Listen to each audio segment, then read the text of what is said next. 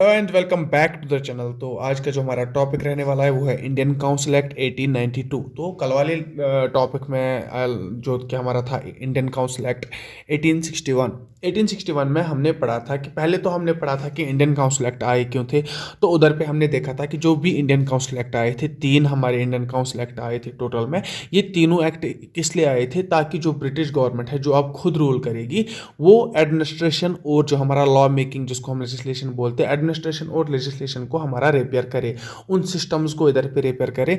वो system repair करने के लिए वो एक्ट्स लाते थे और उन एक्ट्स का नाम था इंडियन काउंसिल एक्ट्स। और कितने थे? वो टोटल तीन थे, ठीक है ना। एक तो हमने पढ़ा 1861 जो हमने कल पढ़ा, तो आज हम पढ़ेंगे 1892 वाला इंडियन काउंसिल एक्ट। तो जैसा कि मैंने बताया कि इंडियन काउंसिल एक्ट आए क्यों थे, क्योंकि ये एक तो एडमिनिस्ट्रेशन और दूसरा लेजिस्लेशन, एडमिनिस्ट्रेशन और लेजिस्लेशन को रिपेयर करने के लिए आएंगे। तो जो भी इम्पैक्ट होगा इनका वो मोस्टली किस पे होगा? हमारा एडमिनिस्ट्रेशन पे और हमारा लेजिस्लेशन पे, ठीक है ना। आई होप यहाँ तक आपको चीज़ें समझ आ गई होंगी। अब हम पढ़ देखेंगे कि इसकी क्या ज़रूरत पड़ गई। जो 1892 का लेजिस्लेशन एक्ट, ये आई एम सॉरी काउंसिल एक्ट है, इसकी क्या ज़रूरत पड़ी? तो इसका एक बैकग्राउंड निकल के आता है हमारा इंडियन नेशनल कांग्रेस से, आईएनसी जिसको हम बोलते हैं। इंडियन नेशनल कांग्रेस का आपको पता होगा, इंडियन नेशनल कांग्रेस की फॉर्मेशन कब हो गई थी सर? 1885 में, ठीक है ना। 1885 में इंडियन नेशनल कांग्रेस की फॉर्मेशन हो गई थी। अब इंडियन नेशनल कांग्रेस की फॉर्मेशन का इंडियन काउंसिल एक्ट के साथ क्या लेना देना है? देखो, जब इंडियन नेशनल कांग्रेस नहीं बनी थी तब लोग तो बोलना चाहते थे कि हमारी भी इस तरह आप जो एडमिनिस्ट्रेशन में चेंज कर रहे हो तो हमारे लिए भी कुछ चेंज करो। देखो, ब्रिटिशर्स क्या कर रहे थे? ब्रिटिशर्स इंडिया की एडमिनिस्ट्रेशन को चेंज कर रहे थे, ब्रिटिशर्स इंडिया की लेजिस्लेशन को चेंज कर रहे थे। तो according to the wish of people ऐसा नहीं हो रहा था, अकॉर्डिंग टू ब्रिटिश ऐसा हो रहा था। जो ब्रिटिश चाहते थे वही इंडिया में होता था, जो इंडिया के लोग, इंडिया में रहने वाले लोग चाहते थे वैसा तो नहीं होता ना, ऑब्वियसली। तो फिर क्या हुआ?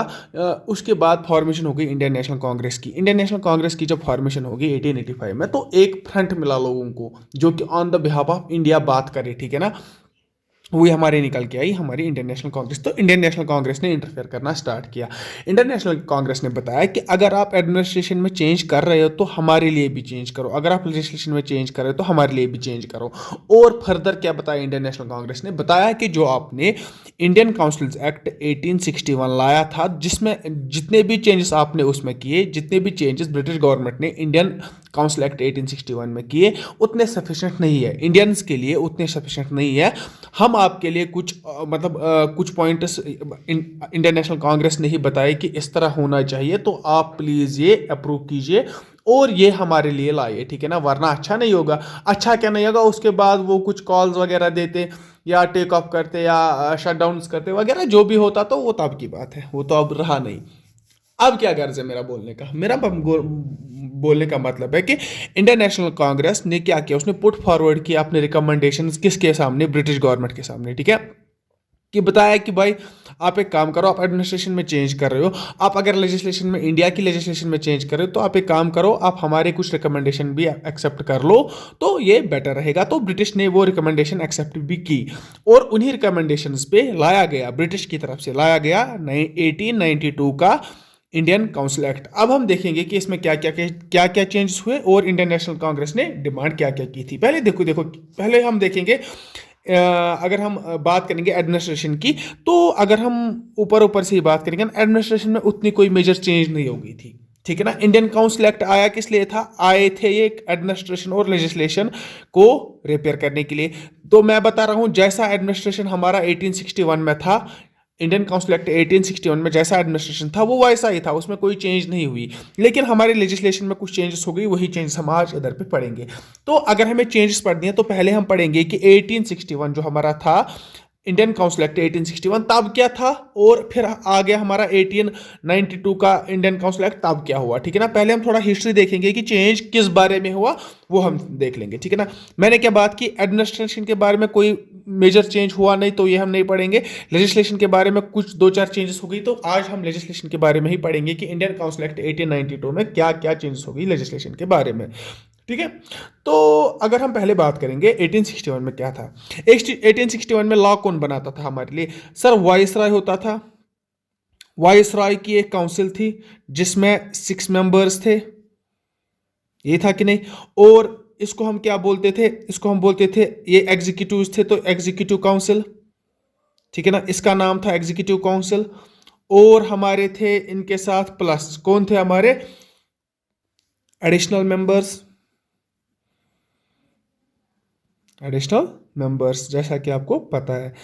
सर एडिशनल मेंबर्स कितने थे सर, 6 to 12 हुआ करते थे, है ना। और इनमें से कुछ ऑफिशियल्स होते थे, कुछ नॉन ऑफिशियल्स होते थे। ऑफिशियल्स मतलब जो हमारे सिविल सर्वेंट्स वगैरह थे, और ऑफिशियल्स जो वहाँ उस तरीके से लिंक्ड नहीं थे, ठीक है। ये हमारा लेजिस्लेशन था, इंडिया का लेजिस्लेशन। कब की बात कर रहा हूँ, 1861 इंडियन काउंसिल एक्ट में क्या था, वाइसराय था, वाइसराय के 6 एग्जीक्यूटिव्स थे जिसको हम एग्जीक्यूटिव काउंसिल बोलते हैं, और थे और एक बॉडी थी जो ऐड हुई थी जिसका नाम है एडिशनल मेंबर्स, वो 6 to 12 थे। यहाँ पे एक बात याद रखने वाली है जो हमने 1861 के काउंसिल एक्ट में पढ़ा कि ये जो इसके एग्जीक्यूटिव्स थे, 6 एग्जीक्यूटिव्स थे, इनके लिए अलग अलग पोर्टफोलियोज असाइन किए गए थे, ठीक है ना। पोर्टफोलियो सिस्टम 1861 में आया था, तो ये हमने 1861 में सारा अच्छे से पढ़ा और यही हमारे लॉ बनाते थे। अब क्या हुआ कि जो हमारी इंडियन नेशनल कांग्रेस आ गई, इन्होंने डिमांड क्या की, पहले देखेंगे इंडियन नेशनल कांग्रेस ने क्या डिमांड की, उसके बाद देखेंगे कि ब्रिटिश ने क्या चेंज की, ठीक है ना। उससे पहले मैं और 2 पॉइंट ऐड करना चाहता हूँ 1861 वाले हमारा जो काउंसिल था जो हमने कल पढ़ा वही मैं रिपीट कर रहा हूँ इधर पे। और एक पॉइंट हमने बताया था कि जो डिस्कशन होगा ऑन फाइनेंस पे कोई डिस्कशन नहीं होगा ना, तो मतलब जो फाइनेंस पे आज जिस तरह बजट प्रोवाइड किया जाता है उसके बाद उसमें डिस्कशंस होते हैं, तो कोई डिस्कशंस वगैरह नहीं होते थे। या अगर एडिशनल या अगर ये जो 5 मेंबर्स थे ना, इनके पास अपने पोर्टफोलियोज थे जैसे हमने कल पढ़ा, तो पोर्टफोलियोज में ये क्या कर रहे हैं, अगर ये होम मिनिस्टर है, होम मिनिस्टर में ये क्या कर रहा है, अगर कोई फाइनेंस मिनिस्टर है तो वो पैसों के साथ क्या कर रहा है, पैसे कहां कहां पे लगा रहा है, किन कामों में लगा रहा है, एडिशनल मेंबर्स इनको नहीं पूछ सकते थे। आप एग्जाम पर्सपेक्टिव के हिसाब से नहीं सोचे, ठीक है, आप एक मतलब इंटरेस्ट रखिए ना पढ़ने में, उस हिसाब से आप सोचिए, मैं समझाता हूँ आपको। मैं क्या बताना चाहता हूँ, ये एग्जीक्यूटिव्स कौन थे, अगर वॉइस रॉय थे और इसके एग्जीक्यूटिव्स थे, ये कौन थे, ये सारे ब्रिटिशर्स थे, ये वो सारे वॉइस रॉय के अपने बंदे थे, ठीक है ना। अब अगर ये जो भी काम करते ये किस लिए करते, ये for the profit of British करते, for the profit of India नहीं करते। लेकिन यहाँ पे अगर हम एडिशनल मेंबर्स की बात करेंगे, एडिशनल मेंबर्स में नॉन ऑफिशियल मेंबर्स में कौन इंक्लूडेड थे, हमारे इंडियंस, कुछ इंडियंस इंक्लूड होते थे।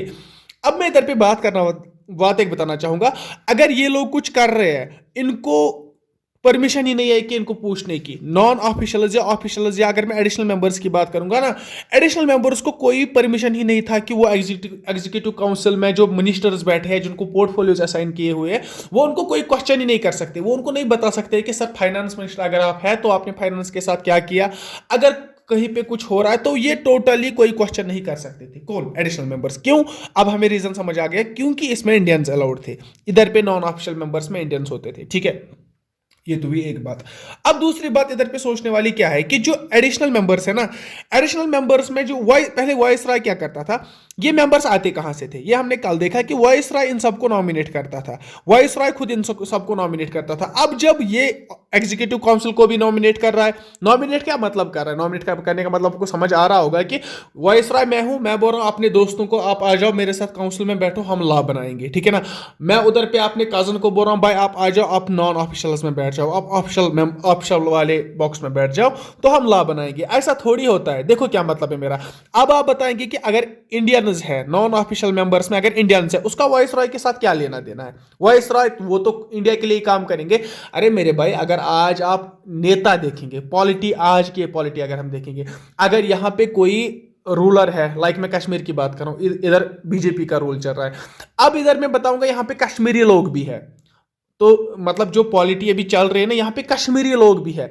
अब वो कश्मीरी लोग उन पे हम क्या भरोसा करेंगे, ऑब्वियसली बात है, ये ग्राउंड लेवल बात कर रहा हूं ना मैं, कि अगर हम यहाँ पे कश्मीर की बात चल रही है, मैं कश्मीर की बात कर रहा हूं, यहाँ पे लोग कश्मीर के भी इन है, पॉलिटिक्स में लोग कश्मीर की भी है, ठीक है ना। गवर्नमेंट बेशक इन अभी कौन सा गवर्नर रूल चल रहा है, ठीक है ना, अभी अपनी गवर्नमेंट है ही नहीं हमें, अभी गवर्नर रूल चल रहा है। लेकिन यहां पे अगर हम गवर्नमेंट में देखेंगे, अगर government over the India government कर रहा है बीजेपी में कश्मीरी बंदे भी है ना, हमें उनसे क्या फर्क पड़ता है कश्मीरी बंदे होने क्या ना होने से, वो तो फिर भी उनके ही पुतले हैं ना, वो तो फिर भी बीजेपी के ही पुतले हैं, हमारा काम थोड़ी करेंगे। ऐसा आप समझिए, तब की सिचुएशन ऐसी थी। ऐसा तो पहले मुझे इधर पे बोलना नहीं चाहिए था, मैं आपको समझाने के लिए बता रहा हूं कि जिस तरह यहाँ पे नॉन ऑफिशियल मेंबर्स में इंडियंस होते थे, अराउंड 3 इंडियन मेंबर्स थे। कब, 1861 में 3 इंडियन मेंबर्स थे। तो ये 3 इंडियन मेंबर्स वाइसराय इनको नॉमिनेट करता था, वाइसराय इनको बुलाता था कि आप मेरे काउंसिल में आ जाओ। अब जब वाइसराय बुलाता है, ये तो कोई खास मेंबर्स ही होंगे ना वाइसराय के, जो वाइसराय के पुतले होंगे, तो इससे हमें कोई फर्क नहीं पड़ता। तो अब ये थी बात 1861 तक की। अब चेंज क्या हुआ, पहले हम चेंज से पहले क्या देखेंगे कि आईएनसी डिमांड क्या कर रहा था। आईएनसी किस बात की डिमांड कर रहा था? आईएनसी ने बताया कि आप एक काम करो, अच्छा ठीक है, वाई इस काउंसिल के साथ हम छेड़ेंगे नहीं, हम इसका नहीं बताएं, एग्जीक्यूटिव काउंसिल का हम आपको नहीं बताएंगे, ऐसा इंडियन काउंसिल, ये ना इंडियन नेशनल कांग्रेस ने बोला। इंडियन नेशनल कांग्रेस ने बोला कि जो एडिशनल मेंबर्स है ये 6 to 12 है, आप एक काम करो, आप इनका चेंज करो, आप 10 to 16 कर दो, ठीक है ना। आई एम सॉरी, 10 to 16 बोला नहीं, बोला कि इंक्रीज कर दो, ठीक है ना। इंडियन नेशनल कांग्रेस ने बोला एडिशनल मेंबर्स की जो नंबर है अगर 6 to 12 है, आप ये इंक्रीज करो, ठीक है ना। Increase the number of additional members. ऐसा किसने बोला? ऐसा बोला हमारे इंडियन नेशनल कांग्रेस ने ब्रिटिश गवर्नमेंट को कि आप एक प्रोविजन ये करो, दूसरा काम एक करो, जो फाइनेंशियल बिल पे डिस्कशंस हो रहे हैं, जो फाइनेंस पे डिस्कशन हो रहे हैं, वो अलाउड करो। क्या अलाउड करो? Allow discussion, financial discussion, okay, allow financial discussion. वो क्या मतलब हुआ? एलो फाइनेंशियल डिस्कशन मतलब कि जब यहाँ पे फाइनेंस की बात होती है, पैसों की बात होती है, पैसा आता कहाँ से है, पैसा जा कहाँ रहा है, किसको कहाँ से पैसा मिल रहा है, सेक्रेटरी को पे कहाँ से किया जा रहा है या बाकी लोगों को पे किया जा रहा है, जो भी रेवेन्यू आ रहा है, जो भी टैक्सेस आ रहे हैं, वो जा कहाँ रहे हैं, ठीक है ना। इन सब के बारे में डिस्कशंस करो ताकि हमें भी पता चले, हम इंडियंस को भी पता चले कि अगर इंडियंस का पैसा है, इंडियंस के पैसे के साथ ये सब किया जा रहा है, तो जा कहाँ रहा है, तो ये अलाउ करो, ठीक है ना। और क्या करो? और तीसरी बात क्या है कि क्वेश्चंस अलो करो। क्वेश्चंस अलो करो, क्वेश्चंस अलो करने का मतलब क्या है कि जो मैंने बताया कि additional members, just a second,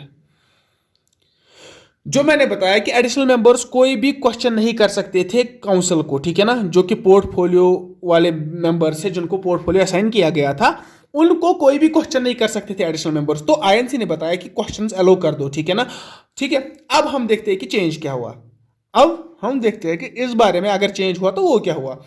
तो आ गया हमारे चेंज करने के लिए कौन सा आ गया? इंडियन काउंसिल एक्ट 1892 आ गया ना। अब क्या क्या चेंज लाई इन्होंने इसमें, ब्रिटिश गवर्नमेंट ने क्या क्या चेंज लाई वो हम देखेंगे। हम सॉरी, एक कॉल आ गया था, तो मैं क्या बता रहा था आपको, मैंने बताया कि आईएनसी की डिमांड्स क्या रही, ठीक है ना। अब हम देखेंगे कि आईएनसी की डिमांड्स कौन कौन सी डिमांड फुलफिल की गई और कैसे फुलफिल की गई, किसमें। उसके बाद हमारा आ गया इंडियन काउंसिल एक्ट 1892, इसी में डिमांड्स फुलफिल हो गई आईएनसी की, ठीक है ना। जो डिमांड किसने की थी? आईएनसी की। अब इसमें क्या डिमांड्स फुलफिल हो गई? पहली तो जो आईएनसी ने डिमांड पहली की थी, increase the number of additional members. Additional members की जो काउंट है वो इंक्रीज करो, तो वो इंक्रीज हो गया, ठीक है ना। जो एडिशनल मेंबर्स है उनका काउंट इंक्रीज हो गया। पहले क्या था? 6 to 12, अब चेंज कितना हो गया? कितना चेंज हो गया? 10 to 16 किया गया है। आपको दिख रहा होगा 10 to 16 किया गया होगा। तो हम इसको एक टिक मार्क कर देंगे कि इंक्रीज जो हुआ, एडिशनल मेंबर्स की डिमांड की थी इंडियन नेशनल कांग्रेस ने, वो अप्रूव की गई। उसके बाद बताया गया, देखो पहले हम इसको डिस्कस करेंगे, इसको हम एक फर्दर थोड़ा सा डिस्कस करेंगे। जो 10 to 16 में एडिशनल मेंबर्स है ना, ये 10 to 16 लाए गए, ठीक है ना। अब मैंने आपको बताया एडिशनल मेंबर्स कितने लाए गए, अब 10 to 16, ठीक है ना। मैं मान के चलता हूं, अभी अगर हम देखेंगे, हम मान के चलेंगे कि 16 मेंबर्स लाए गए। इंक्रीज हो गया नंबर? हाँ सर, हो गया। अब ये एडिशनल मेंबर्स में 2 कैटेगरीज आती है, मैंने आपको बताया था। ऑफिशियल्स कितने रखे गए, ऑफिशियल्स कितने रखे गए और नॉन ऑफिशियल्स कितने रखे गए। वो क्या मतलब है? मतलब यह है कि एडिशनल मेंबर 16 है। अब ये 16 एक तो ऑफिशियल्स में होंगे, दूसरा नॉन ऑफिशियल्स में होंगे। तो यहां पे ऑफिशियल्स में 6 रखा गया, नॉन ऑफिशियल्स में 10 रखा गया। Just a second, I am sorry to disturb you again. तो मैं क्या बता रहा था? मैं बता रहा था कि एडिशनल मेंबर्स की पॉपुलेशन अब इंक्रीज हो गई, 16 की गई। अगर हम एडिशनल मेंबर्स को डिवाइड करेंगे तो हम देखते हैं कि ऑफिशियल्स एंड नॉन ऑफिशियल्स है। ऑफिशियल्स 6 रखे गए तो नॉन ऑफिशियल्स 10 रखे गए, हो गए 16, ठीक है ना। इसके बाद अगर मैं और देखूं कि अगर नॉन ऑफिशियल्स है, इसमें देखो क्या मैंने शायद मैं एक पॉइंट आपको बोलना इधर भूल गया कि आईएनसी की और एक डिमांड थी, ठीक है ना। आईएनसी की और एक डिमांड थी, वो इस तरह की थी कि अभी तक क्या हो रहा था, अभी तक क्या हो रहा था, जो भी एडिशनल मेंबर्स थे ना, इनको वाइस रॉय नॉमिनेट करता था। ये मैंने शायद आपको बताया लेकिन लिखा नहीं इधर पे। वाइस रॉय एडिशनल मेंबर्स को नॉमिनेट करता था लेकिन रिप्रेजेंट होके नहीं आता था कोई, ठीक है ना। तो उधर पे क्या बताया गया कि रिप्रेजेंटेशन लाओ, रिप्रेजेंटेशन लाओ, रिप्रेजेंटेशन, और मैं दूसरा नाम बोलूंगा जिससे आपको समझ आएगा, इलेक्टेड मेंबर्स लाओ, ठीक है ना। इलेक्टेड मेंबर्स लाओ, वो क्या मतलब होता है, देखो मैं एक बात बताऊंगा इस तरह। मैंने आपको बताया कि इससे पहले मैंने आपको बताया था कि 1861 में जो additional member, non additional members में से नॉन ऑप्शनल मेंबर्स जो कि इंडियंस थे, वो इंडियंस कौन थे, वो नॉमिनेट होके आते थे, वॉइस रॉय इनको नॉमिनेट करता था। अब अगर वॉइस रॉय इनको नॉमिनेट करता था तो जाहिर सी बात है ये वॉइस रॉय के कोई अपने ही बंदे होंगे, ठीक है। अब इंडियन नेशनल कांग्रेस ने यही बात जो मैं आपको बता रहा हूं, यही बात इंडियन नेशनल कांग्रेस ने सोची। उनने सोचा कि अगर इंडियन जा रहे हैं वहां से, लेकिन वो तो उन्हीं के पुतले हैं, हमें उनसे कोई फर्क नहीं पड़ता। आप एक काम करो, आप नॉमिनेट करके नहीं ले जाओ बंदूक को, आप इलेक्ट करके ले जाओ, हम चुनेंगे, लोग चुनेंगे, हम इलेक्ट करके आपको लोग देंगे, वही लोग आप एडिशनल मेंबर्स में इंक्लूड करो, ठीक है ना। तो यही मेन मुद्दा था, यही मेन एक रीजन था इंडियन काउंसिल एक्ट 1892, जिसमें इंडियन नेशनल कांग्रेस की डिमांड फिल हो गई। ये एक जो मोस्ट इंपॉर्टेंट डिमांड है, सभी में से ये एक डिमांड इंपॉर्टेंट है कि रिप्रेजेंटेशन लाया गया। क्या लाया गया, रिप्रेजेंटेशन लाया गया या इलेक्टेड मेंबर्स लाए गए। यहां पे जो वॉइस रॉय नॉमिनेट करता था बंदों को, तो वो नहीं रहा। अब नॉमिनेट, अब स्टेप्स उठाए गए कि अब नॉमिनेटेड बंदे लाए। अब उसमें भी बहुत सारी मतलब प्रॉब्लम्स हो गई। अब मैं आपको प्रॉब्लम्स दिखाता हूं। इसमें से मैंने क्या बताया कि जो एडिशनल मेंबर्स है वो 16 हो गए, ऑप्शनल 6, नॉन ऑप्शनल 10। अब क्या हुआ कि जो नॉन ऑफिशियल्स है ना, ऑप्शनल्स तो ये तो वॉइस रॉय इनको ऑप्शनल्स को नॉमिनेट करता ही करता था। अब नॉन ऑफिशियल्स में से क्या हुआ कि 5 को वॉइस रॉय नॉमिनेट करता है, 5 को वॉइस रॉय नॉमिनेट करता है, और जो बचे 5 वो कहां से आते हैं। अगर मैं आपको एक थोड़ा सा अलग ही पेज पे दिखाता हूं ताकि आपको चीजें अच्छी तरह से समझ आ जाए। मैंने क्या बताया, मैंने बताया कि वॉइस रॉय की जो एडिशनल मेंबर्स है ना, हमारे लॉ मेकिंग में जो एडिशनल मेंबर्स है, एडिशनल मेंबर्स, उनकी तादाद कितनी हो गई सर, 16 है ना। पहले कितनी थी, 10 to 12, अब कितनी हो गई सर, 16 हो गई, ठीक है। अब 16 हो गई ना, इसमें से ऑफिशियल्स भी आते हैं, इसमें से नॉन ऑफिशियल्स भी आते हैं। ऑफिशियल्स आते हैं, हाँ सर, ऑफिशियल्स 6 रखे गए। अगर हम नॉन ऑफिशियल्स की बात करेंगे, नॉन ऑफिशियल्स रखे गए 10, हो गए ना, फिर से 16, ठीक है। अब इन 10 में से 5 को वॉइस रॉय नॉमिनेट करता था, ठीक है ना। अब जो 5 बचे, 10 है टोटल नॉन ऑफिशियल्स, 5 जो बचे उधर पे, उनको कौन नॉमिनेट करता था, उनको नॉमिनेट करता था, वो नॉमिनेट होके आते थे प्रोविंशियल असेंबलीज से। प्रोविंशियल असेंबलीज मतलब कहां कहां से, मतलब जहां पे ब्रिटिश प्रोविंसेस थी, ठीक है ना। उधर से 4 नॉमिनेट होके आते थे, 4 नॉमिनेट होके आते थे, और एक नॉमिनेट होके आता था कलकत्ता के चैम्बर ऑफ कॉमर्स से। अगर आप लिखना चाहेंगे मैं बताऊंगा, मैं इसको डिवाइड करके बताऊंगा आपको कि देखिए, ऑप्शनल मेंबर्स थे 6 और नॉन ऑप्शनल मेंबर्स थे 10। Out of 10 non optional members 5 were nominated by the viceroy and 4 were nominated from the provincial assemblies, ठीक है, and 1 was nominated from the chamber of commerce Calcutta, ठीक है ना। अब ये तो इतना ज्यादा इंपॉर्टेंट नहीं है, आपको याद रखने की जरूरत नहीं, खाली आप याद रखिए कि एडिशनल मेंबर्स की संख्या जो है, काउंट जो है वो इंक्रीज हो गया था। तो इधर पे हम समझ गए कि जो इंक्रीज हो गया, जो हमारा एडिशनल मेंबर्स है उनका नंबर इंक्रीज हो गया। लेकिन यहां पे क्या रिप्रेजेंटेशन कहीं पे दिखा हमें, यहां पे हमें कहीं पे रिप्रेजेंटेशन दिखा, कहीं पे मैंने बताया कि इलेक्ट हो गए मेंबर्स, नहीं हो गए, मत हो गए। मैंने क्या बताया, मैंने बताया कि 5 को वाइस रॉय ने नॉमिनेट किया, ठीक है ना। 4 कहां से आ गए, प्रोविंशियल असेंबली से नॉमिनेट होके। 1 कहां से आ गया, चैम्बर ऑफ कॉमर्स कलकत्ता से नॉमिनेट होके। तो इतना बड़ा नॉमिनेट पे बता रहा हूं, तो सारे मेंबर्स कहां से आ रहे हैं, नॉमिनेट होके आ रहे हैं। क्या इलेक्ट होके कोई आ रहा है, नहीं सर, इलेक्ट होके नहीं आ रहा है। क्या सर रिप्रेजेंटेटिव गवर्नमेंट बन रही है, नहीं सर बन रही है। तो फिर हम क्यों बता रहे हैं, जो अभी मैंने आपको बताया कि इंडियन काउंसिल एक्ट 1892 जो है ना, आई एम सॉरी, हाँ, इंडियन काउंसिल एक्ट 1892 जो है ना, वो क्या है, वो फर्स्ट स्टेप्स है, उसको हम बोलते हैं first steps towards representative government या रिप्रेजेंटेशन, प्रिंसिपल ऑफ रिप्रेजेंटेशन इसको बोलते हैं। First steps towards principle of representation, ये बात आप याद रखिए। First steps towards principle of representation, या रिप्रेजेंटेशन को मैंने क्या बताया कि मेंबर जो इलेक्टेड होंगे ना, फर्स्ट स्टेप्स कहां से मतलब किस एक्ट में उठाए गए वो स्टेप्स, वो उठाए गए इंडियन काउंसिल एक्ट 1892। लेकिन यहां पे तो मैंने कहीं पे बताया ही नहीं आपको कि कहां से, कहीं पे आपने देखा नहीं सर, हमने नहीं देखा कि आपने कहीं पे नहीं बताया कि इलेक्ट होके आगे। फिर हम क्यों बोलते हैं, क्योंकि ये जो मैं आपको लॉ मेकिंग समझा रहा था ना, ये सेंट्रल लेवल लॉ मेकिंग थी, ठीक है ना, सेंट्रल लेवल लॉ मेकिंग, ये पूरे इंडिया के लिए लॉ मेकिंग जो सेंट्रल लेवल होती है।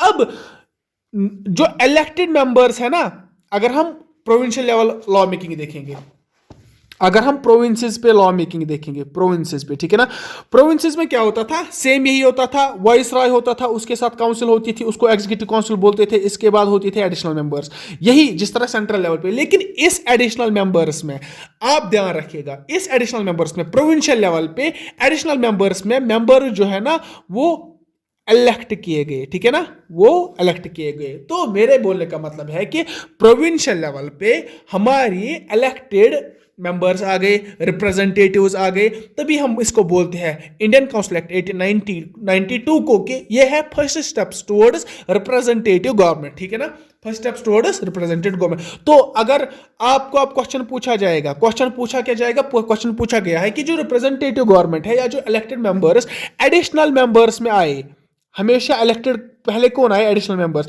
एडिशनल मेंबर्स में इलेक्टेड मेंबर्स आए, वो पहले प्रोविंशियल लेवल पे आए कि वो पहले सेंट्रल लेवल पे आए, सर प्रोविंशियल लेवल पे आ गए। सर किस एक्ट में आ गए, sir Indian council act 1892। I hope कि आपको चीजें समझ आ रही होंगी। तो हम क्या पढ़ रहे हैं, आईएनसी ने क्या डिमांड की थी, क्या डिमांड की थी, और क्वेश्चंस अलो किए गए, क्या क्वेश्चंस अलो किए गए, क्या क्या यहाँ पे जो हमारे पोर्टफोलियो वाले बंदे हैं, जिनके पास पोर्टफोलियो अपना है, जो हमारे मिनिस्टर्स है, क्या ऑफिशियल में, और क्या हमारे एडिशनल मेंबर्स इनको क्वेश्चन पूछ सकते थे, हाँ अब पूछ सकते थे, ठीक है ना। तो ये सारे इनके जो फाइनेंशियल डिस्कशंस, ये भी अलाउड था, क्वेश्चंस पूछ सकते, ये भी पूछ सकते थे। रिप्रेजेंटेशन हो गई, हाँ प्रोविंशियल लेवल पे हो गई। इंक्रीज नंबर हो गया, हाँ हो गया। तो ये सारे जो हमारे आईएनसी के जो रिकमेंडेशन थे वो फुलफिल हो गए। तो लेकिन खाली इस बात का ध्यान रखना है कि जो रिप्रेजेंटेशन हो गई वो प्रोविंशियल लेवल पे हो गई, सेंट्रल लेवल पे नहीं हो गई, ठीक है ना। आई होप कि आपको ये सारी चीजें अच्छे से समझ आ गई होंगी। इसके बाद हम लास्ट वाला अपना इंडियन काउंसिल एक्ट पढ़ेंगे एंड उसके बाद देखेंगे एक दो एक्ट्स और बचेंगे। तो आई होप कि आपको ये वीडियो अच्छी लगी होगी, अच्छी लगी तो लाइक कीजिएगा, शेयर कीजिएगा, इस चैनल को सब्सक्राइब कीजिएगा। Thanks for watching and God bless you, take care.